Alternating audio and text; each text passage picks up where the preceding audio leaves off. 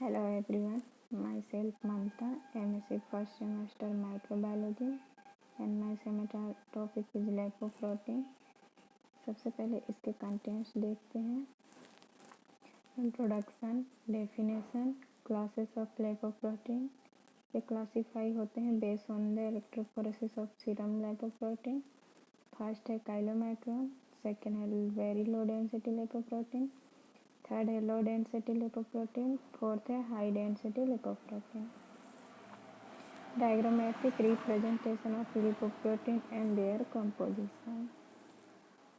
Lipid protein composition in various lipoprotein and six है lipoprotein and associated apoprotein function and last है reference. सबसे पहले इसके introduction जानते हैं। लिपोप्रोटीन गोलाकार माइक्रोअणु होते हैं जिसमें लिपिड अंदर की तरफ और प्रोटीन बाहर की तरफ होता है। अंदर में लिपिड ट्राइएसिल ग्लिसरॉल कोलेस्ट्रॉल एस्टर या कोलेस्ट्रॉल का हो सकता है एंड बाहर में प्रोटीन एपोप्रोटीन यह रिकॉग्नाइज रिसेप्टर एंजाइम का रूप में कार्य करता है। ये सर्कुलेशन में लिपिड के लिए वाहन है। इनमें विशिष्ट वाहक प्रोटीन होते हैं जिन्हें एपोप्रोटीन कहा जाता है। एपो का अर्थ होता है अलग। एपोप्रोटीन और लिपिड मिलकर लिपोप्रोटीन बनाते हैं। अब देखते हैं इसके डेफिनेशन।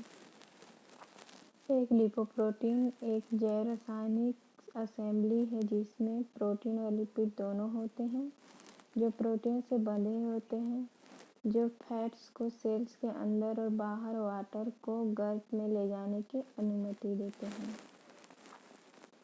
अब देखते हैं इसके स्ट्रक्चर। बाहरी सतह परत एक कोर है जो एम्फीपैथिक फॉस्फोलिपिड से बनी होती है। इस फॉस्फोलिपिड में एक हेड होता है जो पोलरिंग नेचर का होता है। यह जल के माध्यम में फेस किए होते हैं जो हाइड्रोफोबिक नेचर के होते हैं। फॉस्फोलिपिड के साथ इसमें एम्फीपैथिक फ्री कोलेस्ट्रॉल होता है।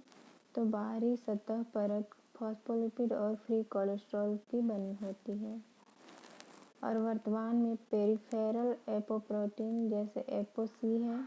यह एक इंटीग्रल एपोप्रोटीन एपो बी है। इनर कोर कोलेस्ट्रॉल एस्टर और ट्राई एसिल ग्लिसरॉल से बना होता है जिसे नॉन पोलर लिपिड के रूप में जाना जाता है। अब देखते हैं इसके स्ट्रक्चर। अब क्लासेस ऑफ लिपोप्रोटीन। यह based on the electrophoresis of serum lipoprotein से आधार पर क्लासिफाई किया गया है। फर्स्ट है काइलोमाइक्रोन, सेकेंड है वीएलडीएल वेरी लो डेंसिटी, इसे प्री बीटा प्रोटीन भी कहते हैं एंड थर्ड है एलडीएल लो डेंसिटी लिपोप्रोटीन, इसे एलडीएल बीटा प्रोटीन भी कहते हैं एंड फोर्थ है एचडीएल हाई डेंसिटी लिपोप्रोटीन और एचडीएल अल्फा प्रोटीन के नाम से भी जाना जाता है एंड लास्ट है फ्री फैटी एसिड, बट ये इलेक्ट्रोफोरेसिस के द्वारा सेपरेट नहीं किया जाता है। तो इलेक्ट्रोफोरेसिस के आधार पर 4 प्रकार के लिपोप्रोटीन होते हैं। एंड देखते हैं diagrammatic representation of lipoprotein and their composition. सबसे पहला है काइलोमाइक्रोन। ये अदर लिपिड सबसे बड़ा होता है, साइज में वेरी लार्ज होता है एंड सबसे हाईएस्ट ट्राइएसिल ग्लिसरॉल इसमें पाया जाता है। एंड दूसरा है वीएलडीएल। ये अदर लिपिड की अपेक्षा में लार्ज होते हैं एंड हाई ट्राइएसिल ग्लिसरॉल पाया जाता है। एंड थर्ड है स्मॉल एलडीएल। ये साइज में स्मॉल होते हैं तथा हाईएस्ट कोलेस्ट्रॉल इसमें पाए जाते हैं। एंड फोर्थ है एचडीएल। ये सबसे छोटे स्मॉलेस्ट होते हैं और हाईएस्ट प्रोटीन पाए जाते हैं।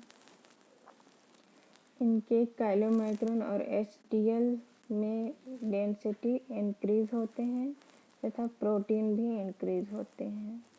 काइलोमाइक्रोन से एचडीएल में डायमीटर डिक्रीज होते हैं। सबसे बड़ा काइलोमाइक्रॉन्स होता है। जैसे जैसे VLDL, LDL, HDL, HDL का सबसे छोटा साइज होता है। देखते हैं lipid protein composition in various lipoprotein. इसमें लिपिड होते हैं ट्राइएसिल ग्लिसरॉल, फॉस्फोलिपिड, कोलेस्ट्रॉल, एपोप्रोटीन। हम सबसे पहले देखते हैं काइलोमाइक्रॉन्स। इसमें ट्राइएसिल ग्लिसरॉल 83% पाए जाते हैं, जो सबसे हाईएस्ट परसेंट होते हैं, and phospholipid 7% and cholesterol 8% and protein 2% सबसे कम पाए जाते हैं। VLDL में 50% triacyl glycerol, 18% phospholipid and 22% cholesterol and 10% protein. And देखते हैं LDL। इसमें triacyl glycerol 10%, phospholipid 22% and cholesterol 46%, जो सबसे हाईएस्ट परसेंट है, एंड प्रोटीन 22%। एंड लास्ट है HDL। ट्राइएसिल ग्लिसरॉल 8%, जो सबसे कम परसेंट है, एंड 20 से 30% फॉस्फोलिपिड एंड कोलेस्ट्रॉल 10 से 30% एंड प्रोटीन 30 से 60%, जो सबसे हाईएस्ट प्रोटीन की मात्रा पाई जाती है HDL में। एंड देखते हैं lipoprotein and associated apoprotein function. First है लिपोप्रोटीन के स्ट्रक्चरल कंपोनेंट्स के रूप में कार्य करने में। सेकेंड है सेल मेम्ब्रेन सरफेस रिसेप्टर को पहचानने में। एंड थर्ड है लिपोप्रोटीन मेटाबॉलिज्म में शामिल एंजाइम को एक्टिवेट करने में। सबसे पहले देखते हैं काइलोमाइक्रॉन्स। यह इन आंत में सिंथेसाइज होता है। यह एपोप्रोटीन ApoB48 से जुड़ा है, जो काइलोमाइक्रॉन्स के निर्माण के लिए आवश्यक है। यह सर्कुलेशन में एपोप्रोटीन C2 के साथ भी जुड़ा हुआ है और लिपोप्रोटीन लाइपेज के एक्टिवेशन में कार्य करता है। एपोप्रोटीन E भी इस लिपोप्रोटीन के साथ जुड़ा हुआ है और इसके फंक्शन है LDL रिसेप्टर LRP के लिए यह ApoE एक्ट लाइगेंड है। यह LRP LDL रिसेप्टर से संबंधित प्रोटीन है जो लीवर में काइलोमाइक्रॉन अवशेष को ऊपर उठाने के लिए जिम्मेदार है। जब आंत में काइलोमाइक्रॉन्स को संश्लेषित किया जाता है तो यह केवल B48 से जुड़ा होता है और इसे नाइसिन काइलोमाइक्रॉन्स कहा जाता है। जब यह सर्कुलेशन में आता है तो यह HDL से एपोप्रोटीन C2 और E को बना लेता है, फिर यह मैच्योर काइलोमाइक्रॉन्स बन जाता है। काइलोमाइक्रॉन के फंक्शन: यह एक्सोजीनस डायट्री ट्राइएसिल ग्लिसरॉल को आंत से पेरिफेरल टिश्यू तक ले जाता है। इसका यूटिलाइजेशन होता है स्केलेटल मसल और एडिपोस टिश्यू में। इसके डायग्राम देख सकते हैं। एंड सेकेंड है वेरी लो डेंसिटी लिपोप्रोटीन, इसे VLDL भी कहा जाता है। यह लीवर से सिंथेसाइज होता है और इसमें एपोप्रोटीन B100 होता है। लीवर और पेरिफेरल टिश्यू पर LDL रिसेप्टर के लिए यह ApoB100 लाइगेंड है। C2 जिसमें लिपोप्रोटीन लाइपेज के एक्टिवेशन का कार्य करता है। ApoE यह LDL रिसेप्टर LRP के लिए लाइगेंड है। LRP LDL रिसेप्टर से संबंधित प्रोटीन है। VLDL का फंक्शन: यह यूज के लिए लीवर से पेरिफेरल टिश्यू तक एंडोजीनस ट्राइएसिल ग्लिसरॉल को कैरी करता है। इसका डायग्राम देख सकते हैं। एंड थर्ड है low density lipoprotein. VLDL 3 apoprotein ApoB100, ApoE और ApoC2 से जुड़ा रहता है।